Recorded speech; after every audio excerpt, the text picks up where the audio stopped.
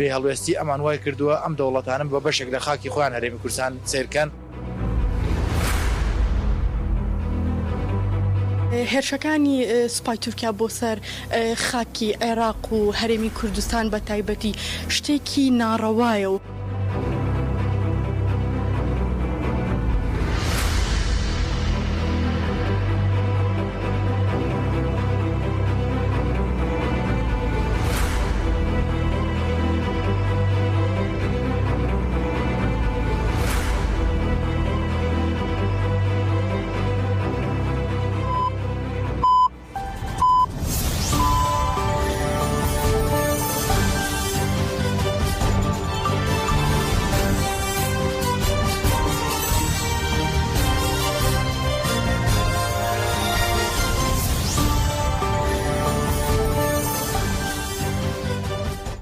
جنابان نوچهان رادیو دنگی گل دم باش ایرو 8 تیر ماه 2024 دوشم لبروکسل ساعت 15 لآمده 16 گدار نجام نوچهان داوی پیشکش بکن دم آزادیان ربر اپویه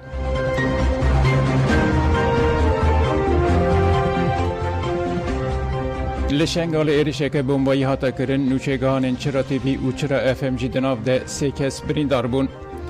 تیمک جی روزنامه‌وان شنگاله کو نوچهگان چرا تیوی و رادیو چرا اف ام دناف ده بون جبو ورگرتن هفیفین تکلداری سالوگر دهمینا فرمان چون تل قصبه دوگر ده لشنگال بون هدف ایرشک بمبایی ده انجام ایرش ده وسایت روزنامه‌وان انتقیا و دو روزنامه‌وان و آجوکار وسایت بریندار بون خاطرگاندن کو روشا یک برینداران گرانه او را کرنه نخوشخانه یا موسوله هر دو بریندار دنجی لشنگالتین درمان کرن پشتی بویر هزین اولکاری ین عراق واسایش ازدیخان لجی بویر دست به لکولینه کرن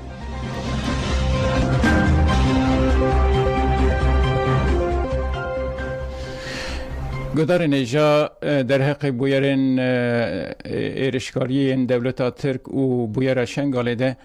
می لحرم تلفن که بگرن می آگاهیان جه قهتان خلیل اندام بروی سیاسی پاده بگرن برس خلیل نهال سرخطه دم باش الو دم باش دم سلام رئیس سلام رئیس جمعه دنگه می باش دگریم آمسته دنگه دکتر بله برز قهتان خلیل ده دماکو ایریشن لهمبری باشورو هرم پارستلین مدیای پیکات لشنگاله ایریش پیکاتن آرمانجا دولت ترک جه اپراسیون تواهی یا داگر کرنه لباشور و ایریش شنگاله چیه و آگاهین داویه چنه روش امدکارن آگاهین داویه جواب بگرن کرم کن سلام رئیس جلو همو وحداین و اشقاف شتێت کە ڕوودن دووبارەت بن هەدەف و ئارمان جدوان ئەم بژین دەستپێکێت سەر شنگاڵیانی هەر جارێکە خەڵکی شنگاڵی پشتی جینۆسایدە سەر ئێزدای هاتییان جی پشتی فەرمانە سی تەباقەت 2014 سەر شنگاڵ و چای شنگاڵی هاتی هەدەف و ئارمان جدوان ئەو بوون ئێزیدیا یەکسەر ji شنگاڵی خۆت بگن لێ ئەو هەدەف و ئارمان پێک نەهاتە ڕاستی ئەو بەرنامجێکەوان دانین وەکەوی بەرنامجی چێ نەبوو حەسابێ ئەم بێژن ڕێیا کەش نێغا دوگورێ و دۆهلاوەت بێ بەرە ڕۆژاوای کوردستانی و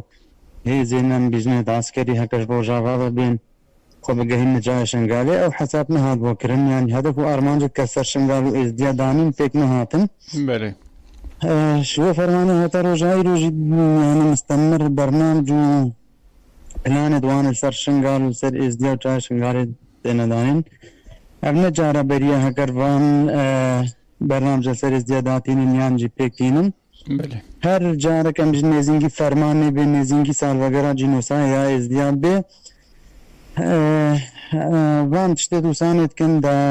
بجن هیویت خلکی شنگال خود ببینن راستی جی وان روجد بوهانه بزحمتن بیجن یک جوان وقتی سال وگرا کن گوژیا کوچو گنده کوچو که هزار ام بیجن کالمی رو پیر جنو خورد تاکل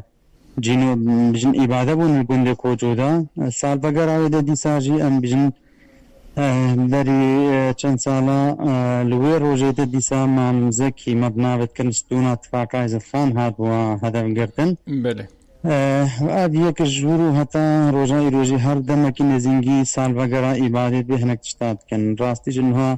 وەدای شنگانەوە تاکی حەساسە بەرێ خەڵکێکی ڤەگەڕێ مستەمر ڕۆژانە سەدا ماڵباتش کەمپێت باشووری کوردستانی ڤەدگەرنە شنگالێ ینی بەردە ڤەگەرەکە زیدە نها هەیە دیساژی هەدەف و ئارمانجی دوان ئەو بوون ینی ئەف ڕاگەهاندنا شنگال ڕادوا چرا شنگال وان بیژن چراتی بێ و بێت مراس لێدە ئەعلامیل بێدرێت شغڵن دەنگی حەقیقەتا شنگال دەرتینن بێجارێژی ئەم بیژن ئیرۆدە نێڤە تلقەسە بوو باژارە شنگالە کۆدا تەرەمپێلا ڕاگەهاندنێ بوو بۆ ئارمانج الحەمدلله ئەوژیت ساغن سلامەتن بەس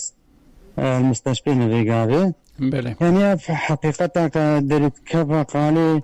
محاولة نكرن هتا براستي شنغال درنا كبي براستي يجي بله راستي امكان جنا برنامجك السر شنغال داجارك دي بري خلقي شنغال بگيرن بس حقيقة ازديا وچرا شنغال هيا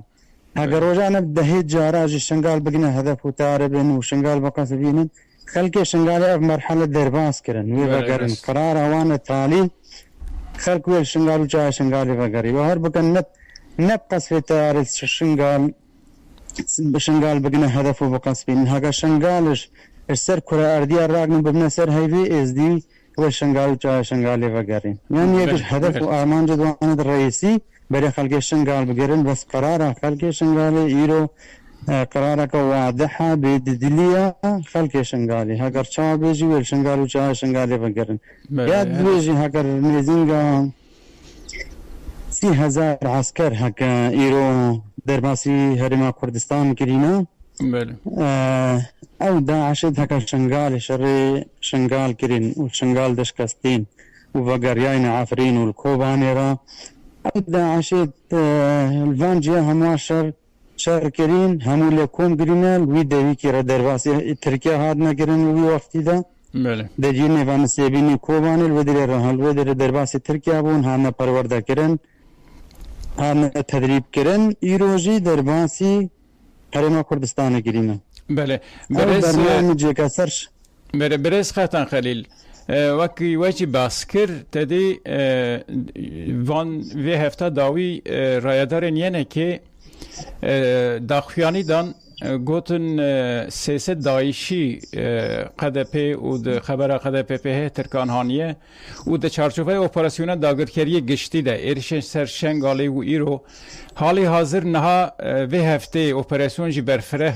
این داگرکری برفرهن روشا پاده عالی سیاسی ده چاوایه تکلیم بر روشن بیران ره به پارتیین سیاسی ره رخستران ره هلوستا و داوی چاوا به و هلوستا جواکا ازدی جی بگمان و آنی زمان و هر برخودان به وی خودی در کتنا هرما خو جواکا خوبه روشا داوی اون دکانن چه بیجن هلوستا پاده و جواکی عالی سیاسی ده تکلیان پارتیین سیاسی و رای گشتی ره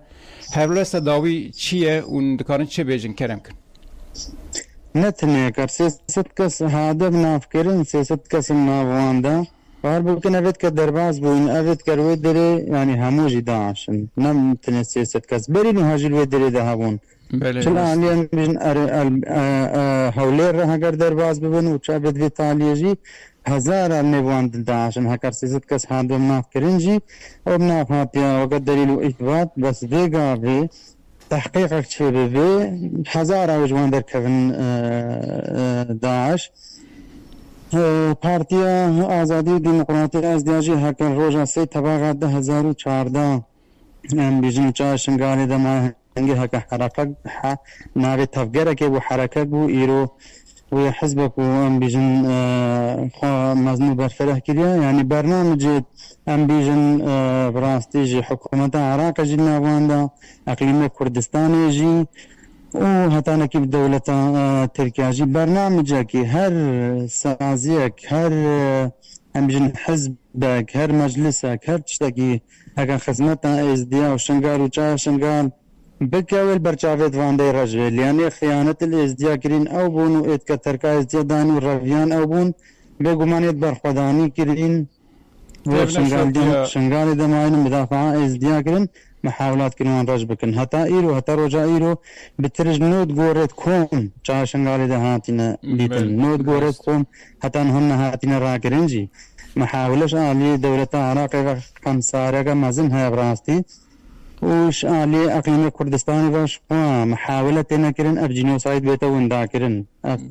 فرمان افسری ازدیاد هاتی بینا ونداکرنش بروان اف درت پاراستن بن امریوان دوهان بسری امجن شنگالی هات بسری ازدیاد هات محاولة تنکرن جنوساید ازدیاد بیتا ونداکرن دهی جاراجی مجلس خسری ديمقراطية شنگالیو جن بارتي آزادی ديمقراطية شنگالیو هماج محاولة گرینه حکومت عراقی رب دهی جارار ونشتینه افتشت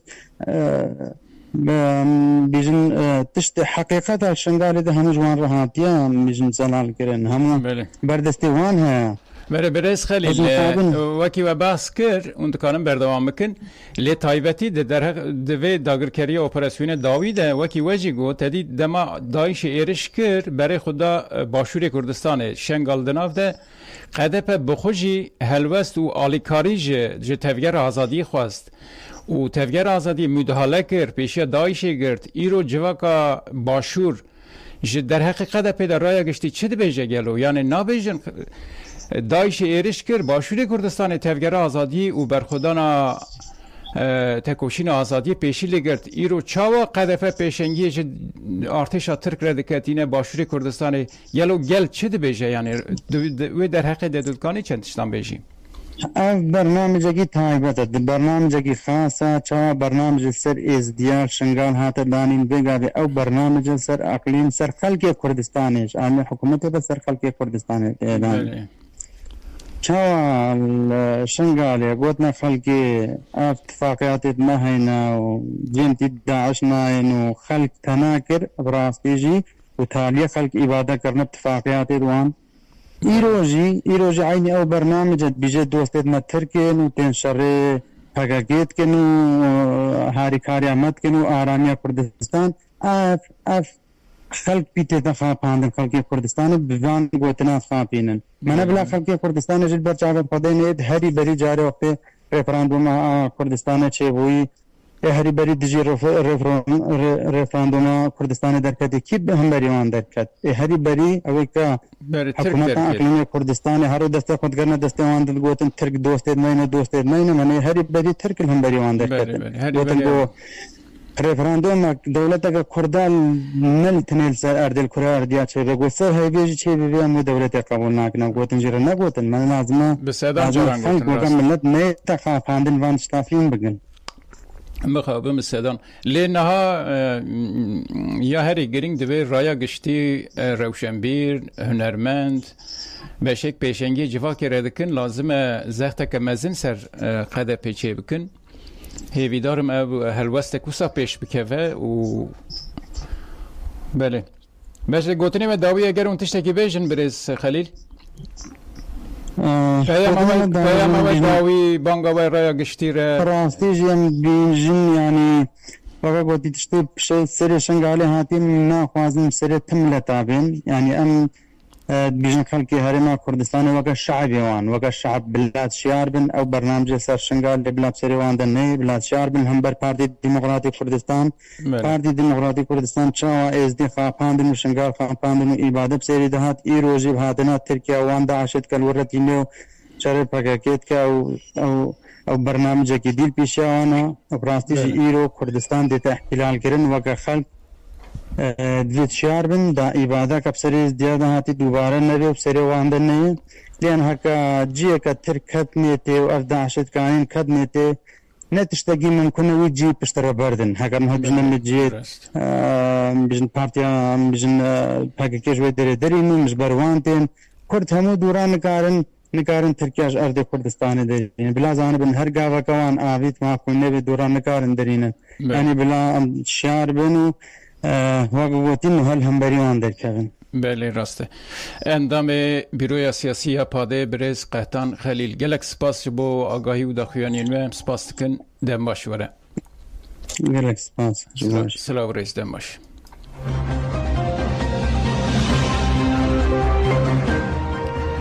هموالتی بناو به اختیار مام حمید دخویا کرن کو همو جواب لدیجی دولتا ترکا داگرکر خبات چکتاری و ایدئولوژیک دمشین و نگوت که چو خورتان لدیجی داگرکریا دولتا ترک چگل گرتنه و جبو آزادی شردکن. ترسنوکی داگیرکران و لرزوکی داگیرکران و چون که داگیرکر بس روشتی خوی که قاچ خاطر او جگایه که جگای قاچی او نیه باش لمنو تو باشتر و دروستر ازانه که اما شونی او نیه بتایبت که کمال خلقی که قهرمان لکچو کری کرد اسم باسی داگیرکاری سر کرد که بچوک ما کرده تو کمال خلقی که قهرمان لکچو کری کرد را اپرن به همو جوره کن لانی زمانوانی لانی آینی لانی کمالاتی تا لانی شورشگری و سربازی دست ادنه چک بۆ پاراستنی ئەم خەڵکەوە بۆ دەرپەڕاندنی دایکەکان ڕەحمەتی لێبێ ئەڵێ ئەگەر زمانەکەی من شتێکی ئالە و جۆرێ دقەکە بە دروستی لەبەر من بێ زمانەکەی من دەوڵەتەکەی تۆ بخاتە مەترسیەوە کەواتە دەوڵەتەکەی تۆ لەسەر خاکی من و لەسەر خاکی خەڵکی زمانەکەی من دروست کراوە بۆیە ئەکەوێتە مەترسیەوە کاتێک هێزی جەنگاوەری کورد نامێنێ لە چیاکانە وردە دانەدان ئەم شتانەمان لێکشێنەوە دوای سڕکردن نەجا چیمانەکەن قەڕمانەکەن تەناومانە بن ئەوە واز لەوە بێنە کە هەر بوونی گەریلای کورد لەوە خاکی خۆیەتی وڵاتی خۆیەتی ئاساییە تیا بێت تیا جەنگ بکات تیا بژی مۆسیقای لێ بدات تیا بخەوێ تیا هەڵپەڕێ ئەوە ئاساییە لەواز لەیانیان بێنە ئەمایان بە زمانێکی سادەتر ئەگەر گەریلای کورد لە قەندیلانە بێ بەس خوازن هیچ کارەساتی ڕۆدا ئەو بە زمانی بۆی خەڵکی تێبگەن کە چی هەیە ئەگینامە بەهانە نییە بۆی کێمە بڵین ئێمە قوبوڵمانە پەکەکە لێوێ بۆی تیرۆریستی تێنەجێ یا داعشی تێنەجێ نا ئەو بابەتێکی ترە ئێمە قوبوڵمانە پەکەکە لەوێ بێ هەر هێزێکی تری کوردی لێوێ لەبەرەوەی کوردن لەبەرەوەی تێ کوشتن لە پێناوی کورد و زمانی کوردی و ناسنامەی کوردیەوە تا تواییە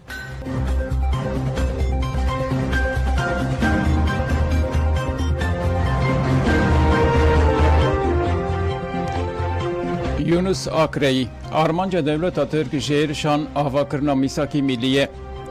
جگری برپرس ینکه دو هوکی یونس آکرایی ده دربار آرمانجا هاتن ارتشا ترکیه نافخاکا باشور کردستان ده گوت دولتا ترک به خیالن که سینورن میساقی ملی زندی بکه هاتیه دولتا ترک نخوازه تسوستاتیوه که گل کرد هبه یک جا آرمان جندن یا آنین ارتشا ترکیه یا نافخاکا باشور کردستان ایجی پیشی لگرتتنا هلبجارتنین باشورین کردستانیه ارتشا ترکا داگرکر جی ناورستا مها هزیران و بسدان تانک و سایتین زرخی و هزاران لشکرین خوین داگرکر لناچه آمدی و دردروه بجی کرنه آرمانجا دولتا ترک اوه کو خاکا باشور کردستان داگر بکه ده دربار مجاره ده جیگر برپرس ینکه دو که یونس آکرایی جی آژانس مراقفی آکرایی اشکره کرد که یک آرمان جندنین هاتن ارتشا ترک ناف خاکا باشور آستنگی درخستنا لپیشی هلبجارتن نه آکرایی گوت پیوشت هر کرد خو ولات پاریز دبینه لدیجی داگرکری هلوس نشان بده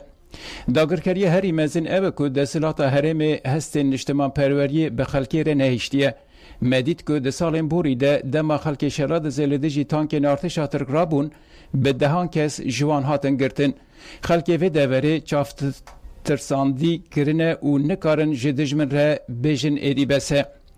دداوی دجی جگر برپرس ینکه دو که یونس آکرایی داخواز تفایه پارتی والین سیاسیین هر چار پرچین کردستانه کرد که لدیجی داگرکری هلوستکه یک گرتی نشان بدن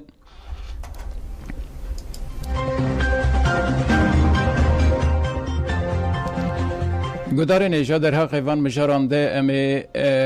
به نویس روزنامه‌وان و نویسکار حسن جودی را باقفن نهال سرخطه برس جودی دم باش جاره هر بجین سپاس برس جودی پلان دولت ترک لسر باشور کردستان چه نمرو یعنی تیزانین جلیوه اپراسیون داوی را آستاوی چیه و اندکارن دیتینه و بگرنگلو کرم کن دەستپێک دا سلااو ڕێز جوەڕاوژ هەموو بیسەرێن رادیۆوەدا سپاس دراستیدا ئەو لەشکرکێشیاک و داگیرکاری تورک لە سەراخە باشووری کوردستانێدا دمەشینە دبنگەدا ڕاستی نە ئۆپەراسیۆنەکە درێزێدایە یعنی حتانە ئۆپەراسیۆنە بەڵکو داگیرکاریەکی پر بە پیلانە پروژه د چارچوبه داگیرکردن تەواوی باشووری کوردستاندا تێمەشاندن یعنی نه ئۆپەراسیۆنەکەش بۆ دەمەکی کورد و پشت ڕەوەگەڕێ نەبێ ڕەنگیە ئەو هاتیش بۆ داگیرکاریەش بۆکو ئەو باشووری کوردستان داگیر بکە هەلبەتە نەبتەنێژی بالیکاریە هێزێن خیانەتکار و کرێگرتە پارتی ینی کەدەپە و چەتێن داعش و جەبهەت النوسرە وانە هەمی بە هەڤڕە ئەف داگیرکاری تێمەشاندن ینی بەڕەنگێکی مرۆڤ دکارە بێژە داگیرکاری و خیانەت وەکی هەرتم بە هەڤڕانە ینی لە کودەرە خیانەت هەبە لەور داگیرکاری هەیە لە کودەرە داگیرکاریژی هەبە لەور خیانەت هەیە لەوی چارچەوێدا لە ئاسا بێدەنگیە جیهانێداژی سیستەمی سەرمایە جیهانێژی بەرچاوێدا ئەو داگیرکاری تێمەشاندن سازیان وەکی نەتەوەیانیە گرتی وانەژی بەرچاوێوان ئەو داگیرکاری تێمەشاندن بێدەنگی هەڵبژاردنە جوبیە خەتەرەیەکی پڕمەزن هەیە برز جودی هەفدیتنا تایبەتی ئەم وەختا خۆشی بەرچاو بگرن تایبەتی هەفدیتنا مەسعود بارزانی لەگەڵ ڕایەدارên Iraqê bi çi armancê pêkhatin ji van hevdîtinan çi encam jê derketin dalî din de helwesta Iraqê çawaye di civaka başûr li hemberî êrişan çi helwest derdikeve holê wisa bi giştî hûn dikanin binirxînin yani destpêkda yani barzani و کەدەپە بیا دبینین ku Erdogan û AKP rojên dawiyê siyaset janewانê siyasî derbas dibe êdî ber be dawiyê diçe ji bo wî dike dizane ku êdî ew xwe girêdanê wî 20 salan zêdetir bi Erdogan re îro dawiya Erdogan jî hemen nizîk bûye ji bo wî ew خو هاویتیا همیزا ایرانی و هزین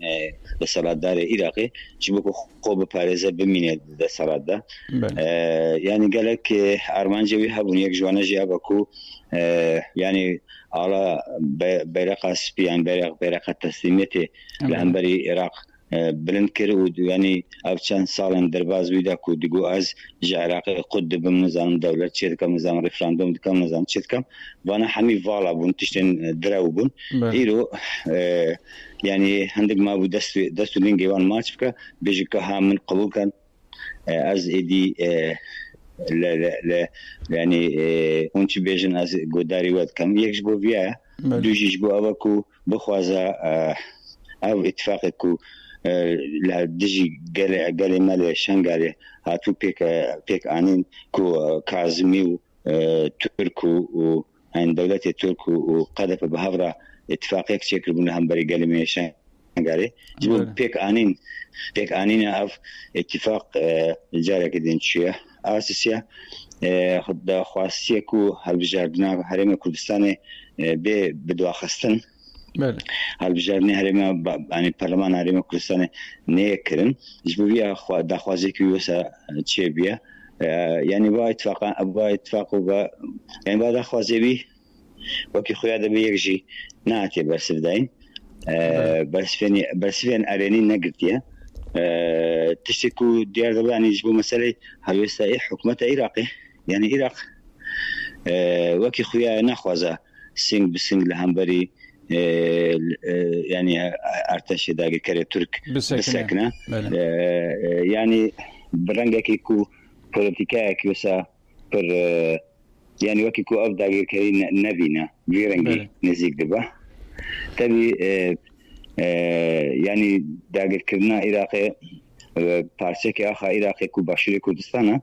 yani اوش خورا ضرره که مازن دبی سروری آخا عراقی که بنتیکرن لی در علیه که دن داو دخوازه yani hem hezin azadiye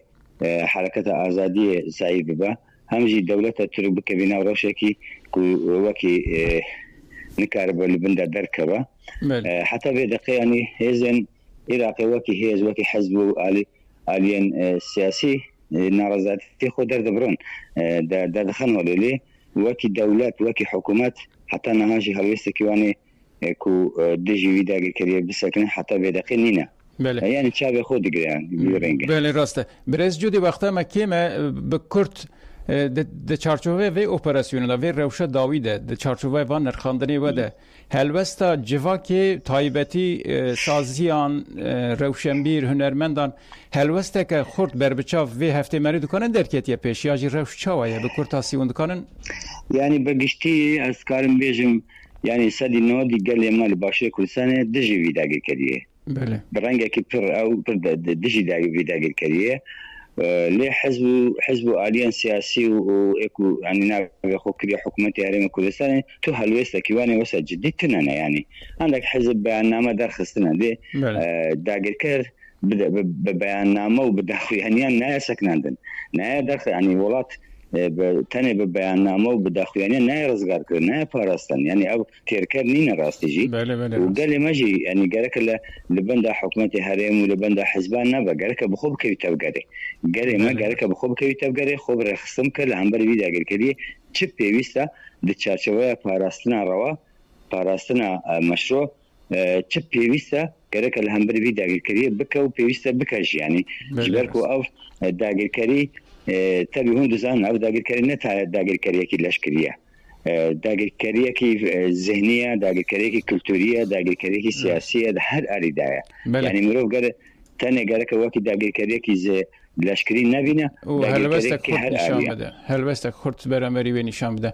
برز جودی گلک سپاس کم با گاهین و دا نخاندنین و دم باش سپاس کم دم باش ورا هر بجین سپاس دم باش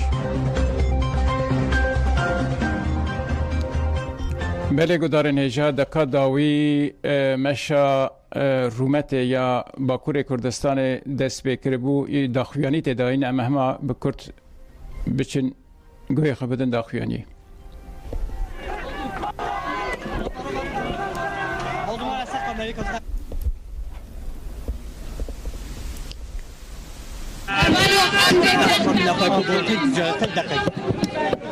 بله داخویانی خیایه جوان محبوب خلاص بود در نیجام شیخ بردوام دکن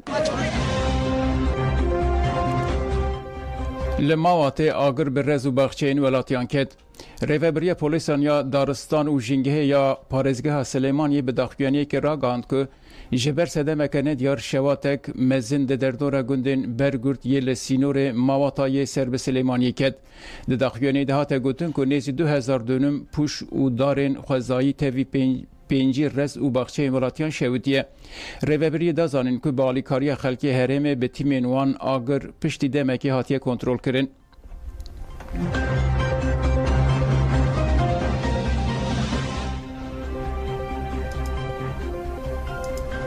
جبو آزادی ریبر گل کرد عبدالله جلان به پیشنگی تفگر جنین کرد اروپای تجکه کامپانیای نامه نا گردونی دوام دکه در چارچوبه کامپانیای ده به صدان نامه به امضای ین ولات اسکاندیناویا سوئد دانمارکا نروژ و فنلاندی هاتن کوم کرن جناو نشان سپیتی را هاتن شاندن لسر ناو مجلس جنین کرد کومین و اینسیاتیف ولات ناوبوری داخویانین هفپار هاتن داین و هات دستیشان کرن کو تجدید نای قبول کرن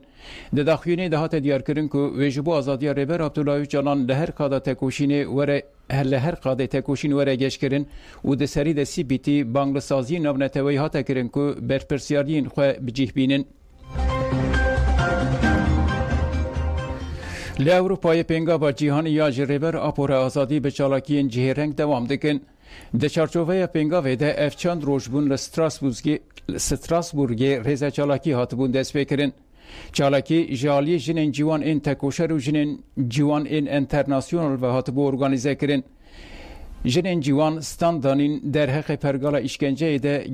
گلین هرمه قطار کرن هر اوها کومن جوانان لایتالی باسکی و آلمانی هم وقت هنرین خو پیشکش کرن ریزه چالاکی در روژا چاران ده به ستران و گراندنا گوونده بداوی بو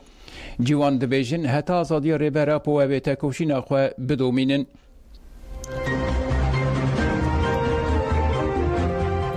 گدار نیجه مجبور نوچه پیشکش کرن دم باش